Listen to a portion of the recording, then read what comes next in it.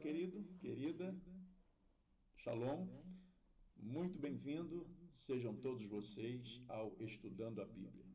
Este é o segundo vídeo, o nosso segundo encontro desta primeira série, quando nós estamos estudando o Novo Testamento. E no vídeo 1, exatamente há uma semana atrás, nós começamos essa matéria fazendo uma introdução ao Novo Testamento. Aguarde, porque neste segundo vídeo nós temos uma matéria muito importante que eu tenho certeza que ela vai lhe acrescentar muito. Antes, porém, quero deixar à sua disposição, conforme já foi apresentado no vídeo anterior, os nossos e-mails e os links, link do Facebook e do YouTube, respectivamente, onde são produzidos e transmitidos o Estudando a Bíblia. E caso você precise, tenha necessidade por alguma razão, estar entrando em contato conosco para tirar qualquer dúvida ou até mesmo satisfazer-se de alguma necessidade de ajuda, nós estaremos à sua inteira disposição. Muito bem. No vídeo anterior, ou no primeiro vídeo desta primeira série, nós iniciamos esta matéria fazendo uma introdução do Novo Testamento. Nós falamos sobre os brilhantes livros dos quais são compostos ou é composto o Novo Testamento. E dissemos que antes de começar propriamente a essa introdução ou apresentação do Novo Testamento, nós precisamos reafirmar que os 27 livros que são encontrados nesta segunda parte da Bíblia, nós devemos considerá-los como uma importante introdução geral a esses escritos das primeiras décadas da era do Evangelho de Jesus Cristo, os quais nós faremos certamente livro a livro daqui a uns 2 vídeos aproximadamente.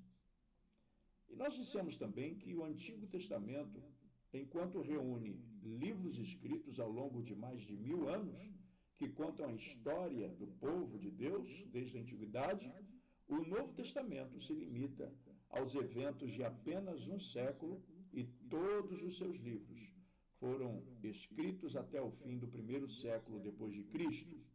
Esses fatos, queridos, nos facilitam muito em nosso estudo, porque a história do Novo Testamento é bem menos complexa em comparação com a do Antigo Testamento.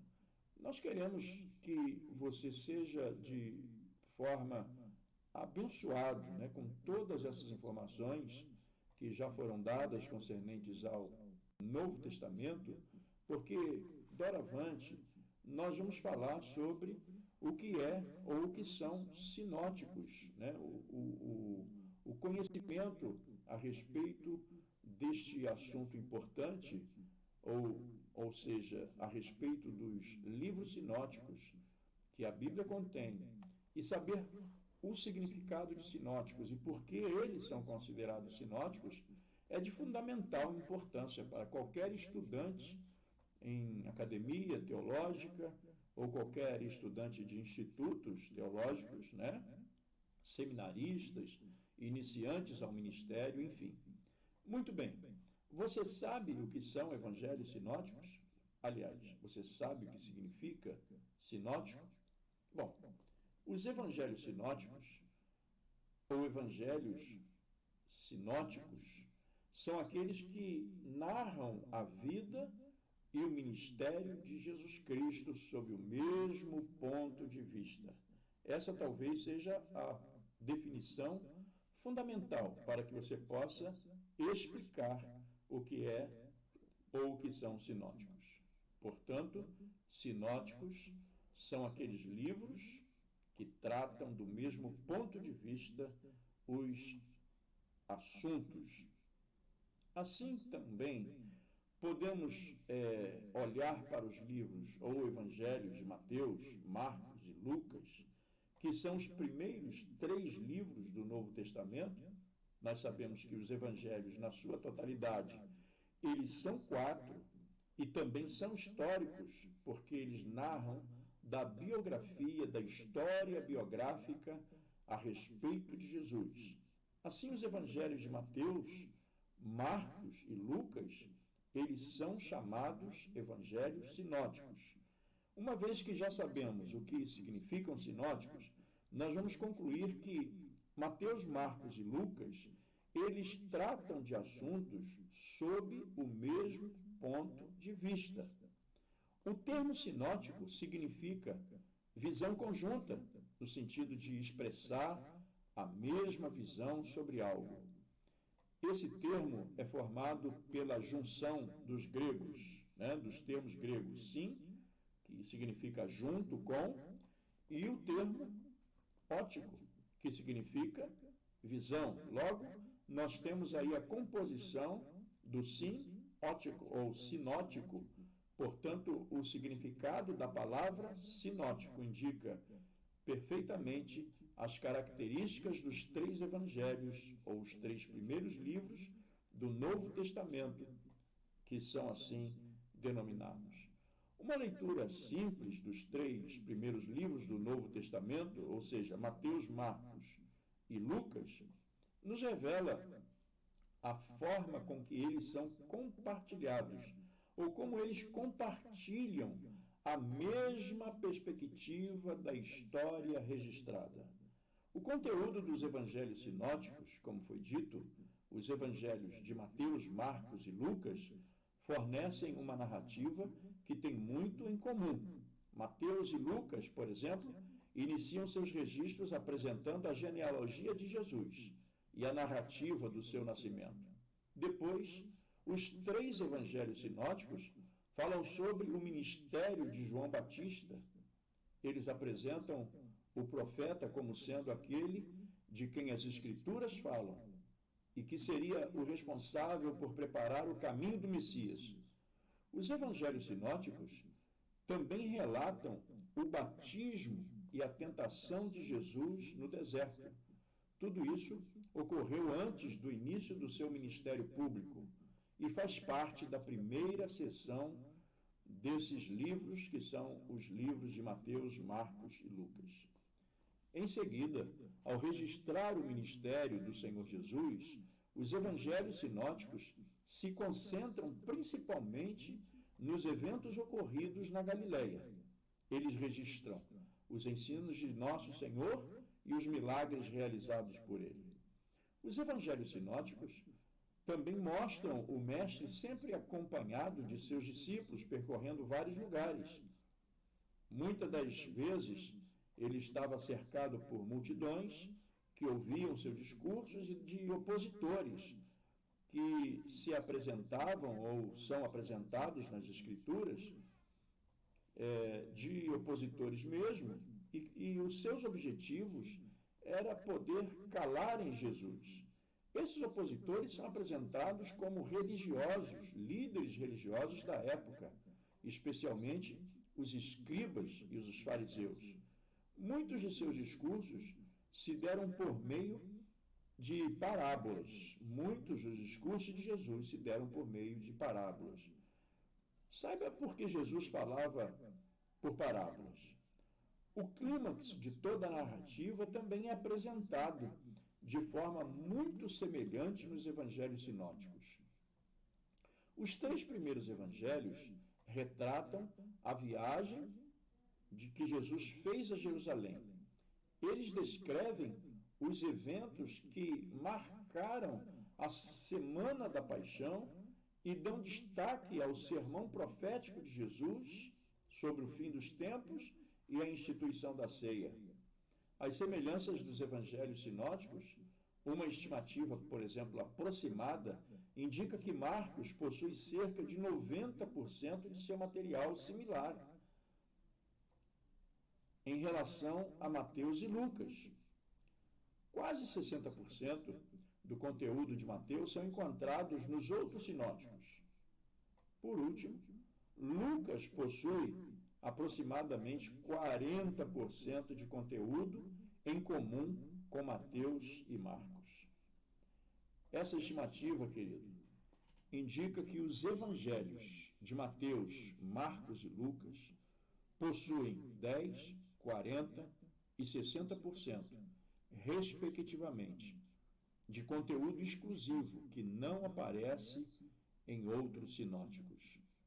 Para se ter uma ideia do que isso representa, o Evangelho de Marcos possui, no máximo, 40 versículos que são compartilhados pelos outros livros sinóticos. A narrativa sobre a cura do paralítico em Cafarnaum, por exemplo, é um bom exemplo para quem tem interesse em comparar as semelhanças entre as narrativas dos evangelhos sinóticos. Mateus capítulo 9, versículos de 1 a 8, Marcos 2, de 1 a 12 e Lucas capítulo 5, versículos 17 até ao 26. Mas não existem apenas semelhanças entre os evangelhos sinóticos. É bom anotar isso. Há também diferenças pontuais. É verdade que, em muitas ocasiões, o conteúdo é praticamente o mesmo, mas em outras ocasiões não. Vamos ver alguns exemplos. A ordem dos acontecimentos na tentação de Jesus, por exemplo, difere entre Mateus e Lucas. O registro do Sermão do Monte, que nós encontramos no livro de Mateus, é muito mais extenso do que nós podemos encontrar em Lucas. Os textos que tratam da crucificação de Jesus possuem particularidades em cada evangelho. E quando comparado, por exemplo, Mateus e Lucas e Marcos, nós vamos ver que possuem uma quantidade bem menor dos ensinos de Jesus. Uma curiosidade, e fazemos aqui em termos de indagação ou interrogativo, por que João não é considerado um livro sinótico? Enquanto Mateus, Marcos e Lucas são livros sinóticos, por que João não é considerado um livro sinótico? É simples. O Evangelho de João não é cotado entre os sinóticos porque sua narrativa é bem diferente quando comparada aos 3 evangelhos. Isso significa que a maioria dos acontecimentos registrados por João, ou em João, não aparece em Mateus, não aparece em Marcos e não aparece em Lucas. Há apenas algumas poucas exceções, como, por exemplo, João 3, 9, 11 e 14. Isso significa que João escreveu sobre a vida e ministério de Jesus sob outro ângulo. Ele trouxe eventos inéditos. São registrados nos evangelhos sinóticos alguns registros de João e, além disso, é amplamente aceito que o Evangelho de João foi escrito muitos anos depois dos evangelhos sinóticos. Mas é importante, meu querido ouvinte, saber que nada do que é registrado em João contradiz em um só ponto sequer o que é registrado nos 3 primeiros evangelhos antes de João, que são considerados sinóticos. É só lembrar o significado de sinótico. Assim, a leitura dos evangelhos sinóticos, combinada à leitura do Evangelho de João, fornece um panorama riquíssimo acerca da vida e ministério de Jesus. Também é importante saber que os pontos centrais da obra de Cristo são registrados nos 4 evangelhos, especialmente sua morte e ressurreição. Vamos analisar a respeito de algumas questões consideradas como problema sinótico.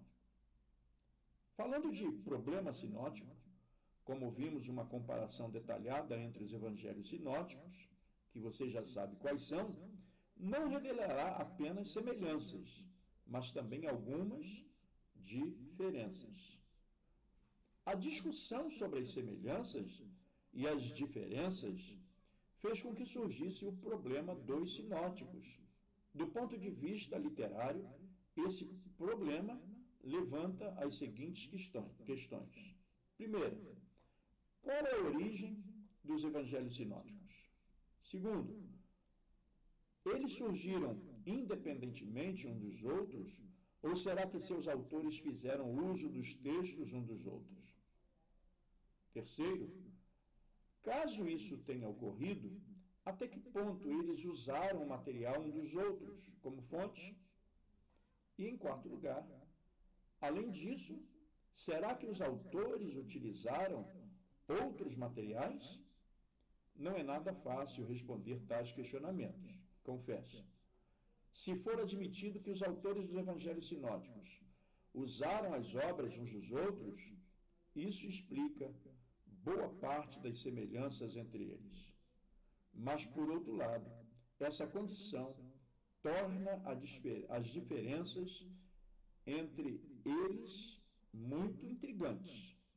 Assim, o problema sinótico, considerado sinótico dentro das academias ou dentro das faculdades, universidades teológicas ou instituições teológicas, o problema do sinótico se concentra ainda mais especialmente na seguinte pergunta: como explicar as semelhanças e as diferenças entre esses três evangelhos, ou seja, entre Mateus, Marcos e Lucas?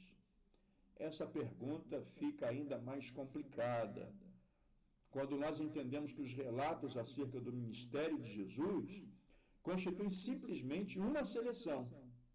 E o nosso Senhor, Messias, Yeshua, HaMashiach, desempenhou um ministério público de aproximadamente 3 anos. Isso significa que a quantidade de acontecimentos foi enorme. Sobre isso, em João, no capítulo 21, versículo 25, nós lemos que faltariam livros para registrar todos os atos, todos os eventos do Messias. Em relação ao problema sinótico, nós vamos ver as possíveis soluções para estes problemas. Normalmente, os estudiosos respondem ao problema dos sinóticos dizendo que Marcos foi o primeiro evangelho a ser escrito. Depois, os autores de Mateus, de Marcos, ou seja, os autores de Mateus e Lucas, usaram Marcos como base de seu esboço geral. Mas também é verdade que Mateus e Lucas possuem textos importantes que não aparecem em Marcos. Então, os estudiosos sugerem que esses dois autores se valeram de uma segunda fonte. Essa segunda fonte é desconhecida. E pode ter sido tanto um documento escrito quanto um testemunho oral. Os estudiosos geralmente se referem a essa fonte como um quê, ou seja, primeira letra da palavra alemã, Quelle, que significa fonte.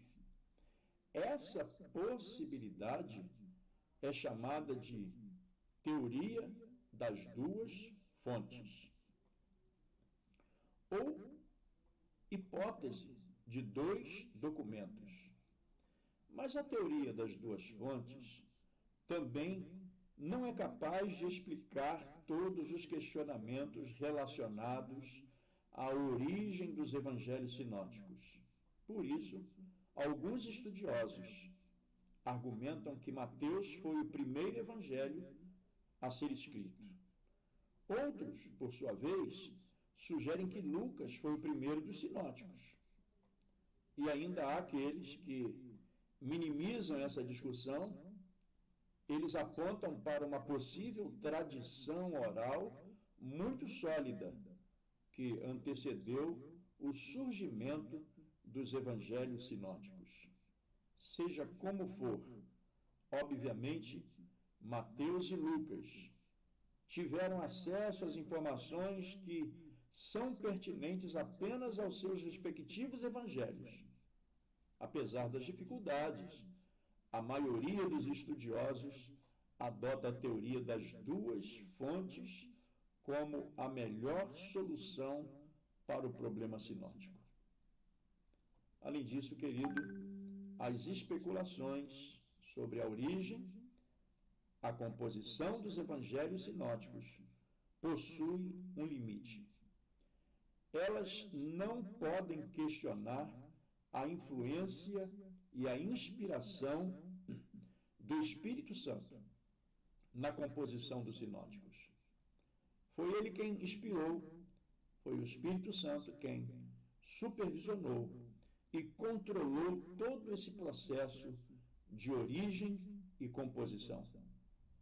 A autoridade dos evangelhos sinóticos não repousa sobre a capacidade dos estudiosos em explicar sua origem e desenvolvimento, mas na inspiração divina.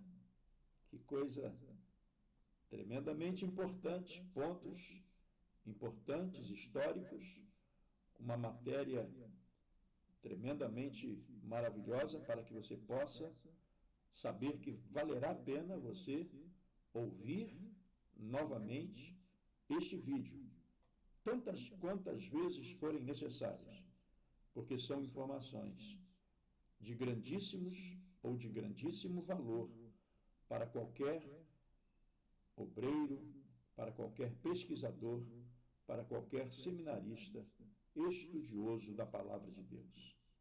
Amém? Deixe-me apresentar alguma coisa. Aí está a estrutura do Novo Testamento. Até esse segundo vídeo, que estamos já concluindo, nós temos feito apenas a introdução desta matéria tão importante, numa introdução do Novo Testamento. Falamos agora sobre o que são sinóticos e apresentamos a você, antecipadamente, a respeito dos evangelhos de Mateus, Marcos e Lucas, dizendo que eles são sinóticos, e de João, mostrando que ele não é um livro sinótico, e por que eles são sinóticos e por que João não é considerado sinótico. E daí por diante nós estaremos, a partir do vídeo 3, apresentando livro a livro e fazendo uma síntese de tamanha envergadura em termos de valor, para que você possa, assim, estar conhecendo este tesouro importante que é a Bíblia. Falaremos sobre Mateus, Marcos, Lucas, João, como os 4 evangelhos. Em seguida, apresentaremos Atos dos Apóstolos como a segunda parte da estrutura, que é um livro histórico. Depois de Atos dos Apóstolos, falaremos sobre 3 epístolas paulinas, mais ainda o livro de Hebreus, e assim estaremos alcançando a terceira parte da composição do Novo Testamento. Posteriormente, aos livros que forem compostos das 3 epístolas, nós teremos a apresentação das 7 epístolas gerais, que é Tiago, 1 e 2 Pedro, 1 e 2 e 3 João e Judas. E por último, veremos a última composição da estrutura do Novo Testamento, falando sobre o livro de Apocalipse, como livro da revelação, e daí por diante estaremos alcançando os nossos objetivos aqui em Estudando a Bíblia. Se você quer fazer contato conosco, aí está para você, mais uma vez, nossos contatos, né? Está aí os nossos e-mails e também os links, tanto do Facebook como do nosso YouTube, onde você poderá encontrar este material arquivado ou assistir ao vivo, todas as terças e quintas-feiras, a partir das 10 horas da manhã. Querido, um prazer imenso poder ter estado contigo na apresentação desse segundo vídeo, o nosso segundo encontro, e estaremos de volta em breve. Eu digo para você, se o Senhor permitir, até o próximo vídeo, no terceiro vídeo, falando sobre os livros de Mateus e Marcos. Shalom, Adonai, até a próxima oportunidade, se o Senhor assim nos conceder.